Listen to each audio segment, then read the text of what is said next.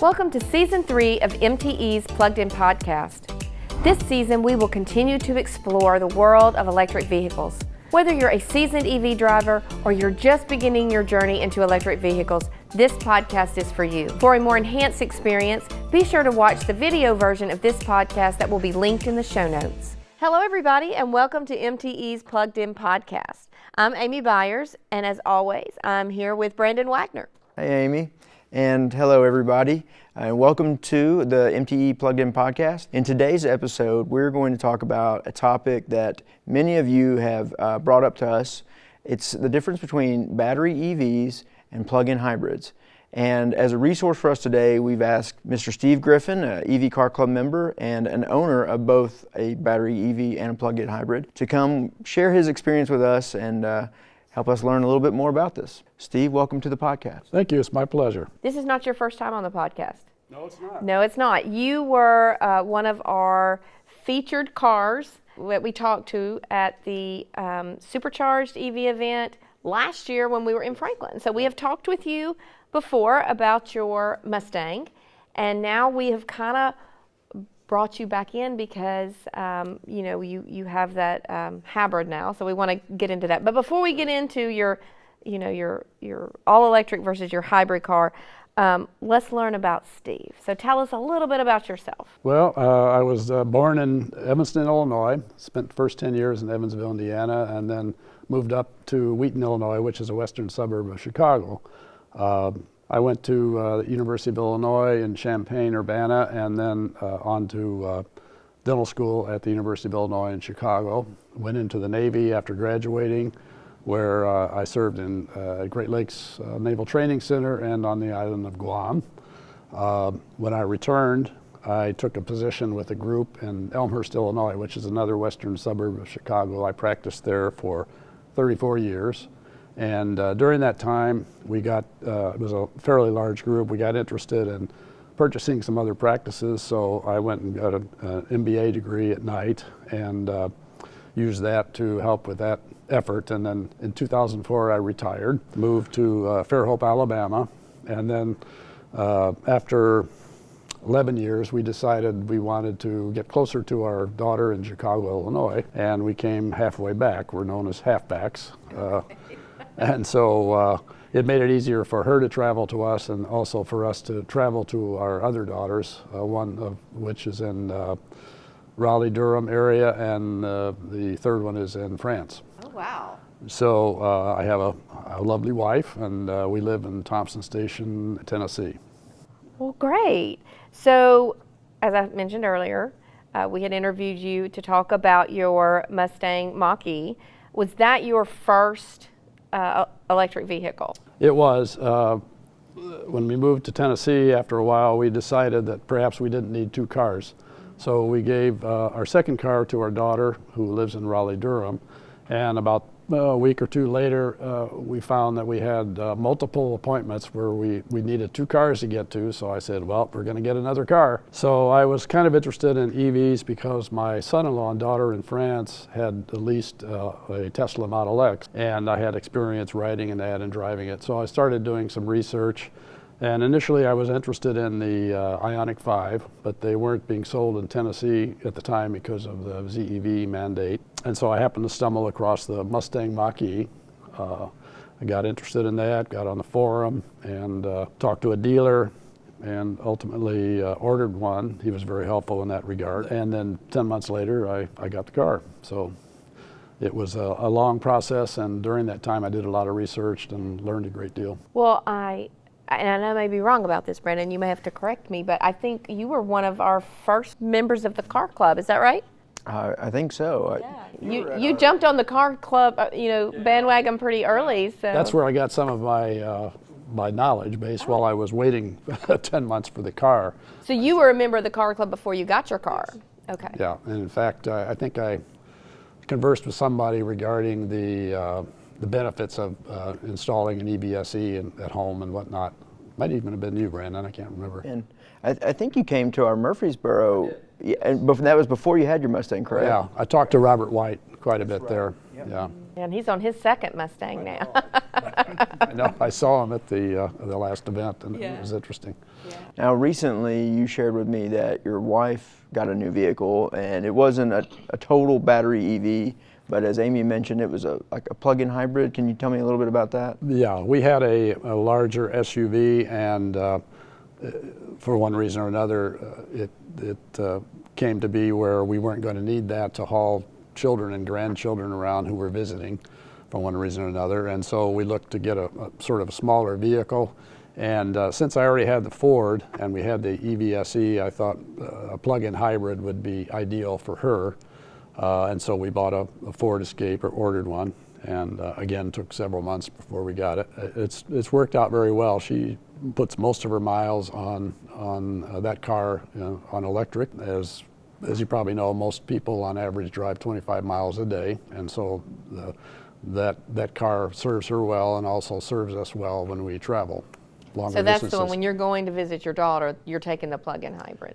I do. I wasn't real confident, even though others have done it a lot, to take the all-electric. But now, particularly since Ford and others have given us the adapter for the Tesla superchargers, now I wouldn't hesitate to do that. For the time being, we travel with that car. And you talked a little bit about your motivation was somewhat traveling, but also that you had the EVSE at home. So I don't know a whole lot about the hybrid. So does it use the same I guess, J17, same It's the same connector, right. Okay. And it's obviously a smaller battery. The range on that particular vehicle is 37 miles, weather permitting, It's very handy for that regard. Typically, she drives almost every day somewhere, and so we charge it every day to some degree or another. Mine is maybe every week or two. So when you're going on a trip then, where like with a regular EV, you can go 200, 250 miles. If with the hybrid, then you're really only getting out of town, and then if you can only go, what did you say, 37 miles, then you're switching to the gas. So it's really, the hybrid is really just your around town, because once you're out of town, you're all gas. That's right. Is that what you're saying? That's right. It has basically 3 settings. You can run it just on electric, and then it automatically switches, or you can run it, you can set it to save the electric so that you run on gas, and then whenever you want to, it'll run on electric, and then you can also charge it like a regular hybrid while you're driving, which that really doesn't make a whole lot of sense, but with that. Well, I was fixing to ask that, because I know we had at the utility, we had a Escape when they first came out. It was just a hybrid. Okay. So it wasn't plug-in, it was just hybrid. So and that's what it would do. As you drove, it was charging, I guess, the battery. So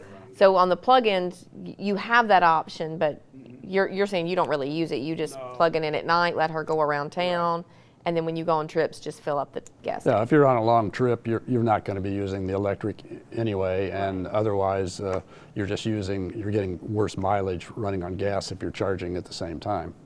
How do the cost of purchasing and maintaining the EV compare to that of the hybrid? The EV, the maintenance is almost nil, basically. Right. Change the tires, or rotate the tires, or change the tires. The brakes, almost never, because it has the regenerative braking in it, and so it doesn't really wear down the brake pads very easily. The plug-in hybrid, of course, you've got the best and the worst of both worlds, and that you need to do maintenance just like any other gasoline vehicle. However, ours, I did some almost, I think 90% of our mileage on that car has been on electric. So the only time we're running it on gas, almost the only time, is when we're on a trip. And so that lowers the need for any additional maintenance. Can you go longer between like the oil changes because you're not putting as many miles on it? Yeah, in the gas? Right. To the extent that within a certain time period you need to change the oil in the vehicle. Yeah. Okay. Well, have you noticed any differences in your electricity or your fuel expenses between the two types? Which I guess would be the obvious if you're going on a trip. Right. You're going to be paying for some gas. Well, I did some research before I came over, and I found that with the help of the MTE website, I was able to determine how much on average we spend on gas and how much we spend on electric, just for the electric vehicles, and we averaged $10 a month for both vehicles together for electric, and $11 a month for gas, but that excludes any trips that we went on. So have you noticed any like performance and driving experiences between the EV and the plug-in hybrid? I know that on the EV, everyone loves to get you in the car and slam on the gas, and you're like plastered to the back seat. But can you do that with a hybrid, or what's the driving experience like? Not quite as much. Okay. The Mustang and most of those are performance vehicles, I would say, and the Mach E that I have is the second slowest one, or second to the slowest one, I should say. But it's plenty fast enough for me. The hybrid it's got enough acceleration for our tastes, and even with the gas and the electric, both of those are adequate, but it's nothing like driving the Mach E. But it's an easy drive. I would have preferred probably a different vehicle than the one I bought. However, I got the Escape because it had similar the UI was similar and whatnot, and all the features were similar to operate. I thought it'd be easier for my wife. So anything that I've not asked that you've experienced between the two vehicles? Well, the interesting thing for me when I switch is that because I drive with the one pedal driving, which is the regenerative braking, and I've seldom put my foot on the brake unless I misjudge the distance between where I want to stop and where I wind up. But when I get in the other car, it doesn't have that, and so I'm waiting. I take my foot off the gas, waiting for it to stop, and it keeps going. So that takes some adjusting when I first get in the car. But other than that, they drive very, very similar. One of the things that people like about EVs is they're very techy. And the Mustang has an app. This is a question, I guess it's kind of specific to the Escape, but is there an app, or are there some technological advantages to a hybrid Escape versus a traditional Escape? It's a hybrid, so it's got some features technical features that apply to the electrical part of the vehicle, and then others that apply to the gas vehicle. But they're common features that are found on a lot of cars. So, but the user interface, actually, there are some advantages to the Escape over the Mach E. So it's in terms of things you might do on a daily basis with the app. Range anxiety is an issue for a lot of folks that are maybe thinking about an EV, but it's there. And one thing that's interesting is I think when I talk to folks that are nervous about that, a hybrid is a great compromise for them. But in your situation, I think I've met several people that got a hybrid first and then got a battery EV. In your situation, you had a battery EV and then added a hybrid. So I'm just kind of curious if you would speak a little bit to, and you did a little bit with the traveling and that sort of thing, but range anxiety and maybe some things that the hybrid might have that people need to kind of think through if they're trying to decide if they want to go full battery EV or hybrid. When I bought the Mustang, even though I spent a lot of time on the Mach E forum, and it's got a wealth of information from a lot of very knowledgeable people, engineers and so forth, and so I learned a lot. But when I got my Mach E, I wasn't interested in using that necessarily for longer trips, even though I thought about it. But as I spent more time on the forum and found some of the problems with our current national network, I thought, well, that may not be a great idea. And actually, I have never charged at a public charger with that car because I've really never needed to.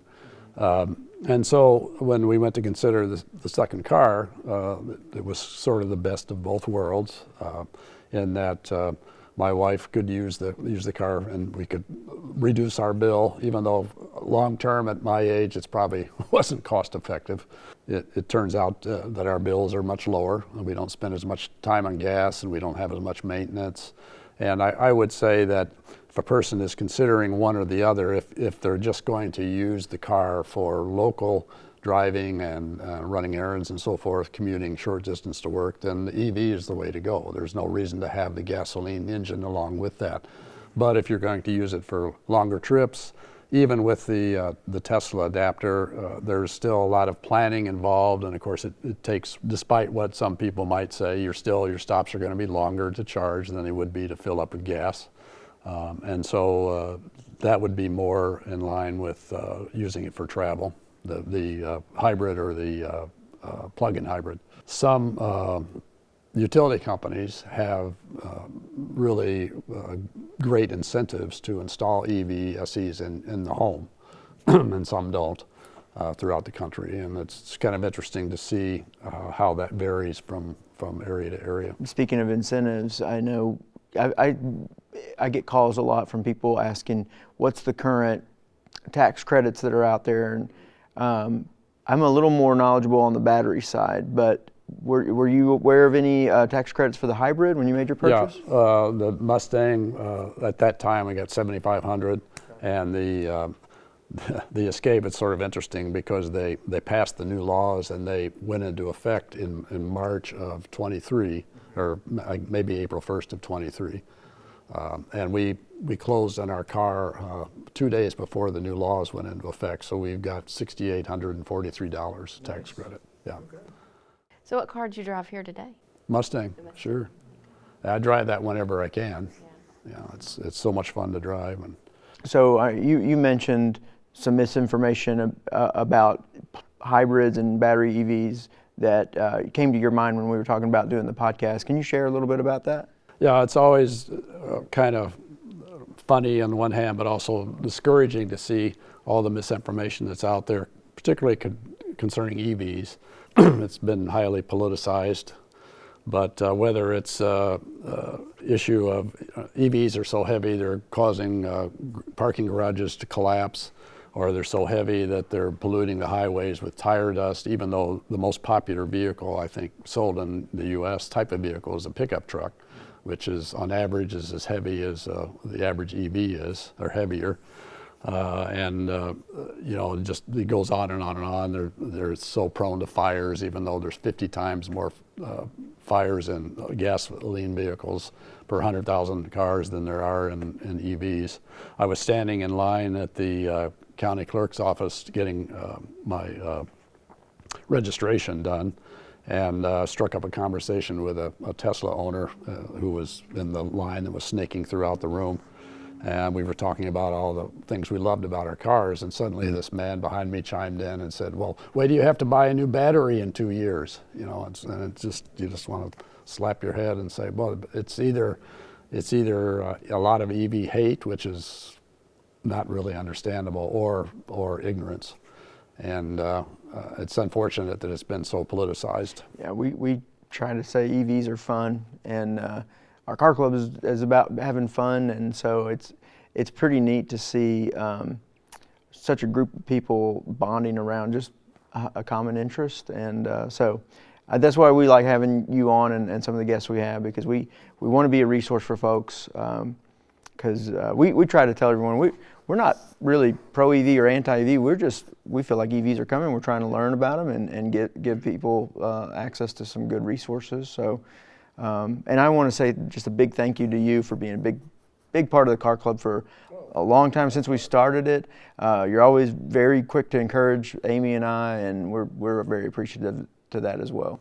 Well, thank you, and I've enjoyed my time in the club, and I've learned a lot. And the nice thing I think about the club is, with maybe a few exceptions, nobody's all about their own car. Everybody is interested in everybody's car. There's no "my car's better than your car" type of thing, and so it's always a pleasure to talk to those people. It's just nice being around with people that are as passionate about this topic as you are, and I think that's what we saw at our car club event this year. Is just every year it seems to ramp up a little bit. We get more people there, and more people that are just want to talk to everybody and see what everybody else is doing with their EVs. So It's a great thing. So again, I as Brandon said, thank you so much for My joining pleasure. us today, and thanks everyone out there who is listening. If you have any questions about MTE's EV Ready program, night flex rate, or anything EV related, email us at evcarclub@mte.com. And for more information on MTE's Drive EV programs or the EV Car Club, visit driveev.com or email us at evcarclub@mte.com. And until next time, plug in, power up, and drive safe.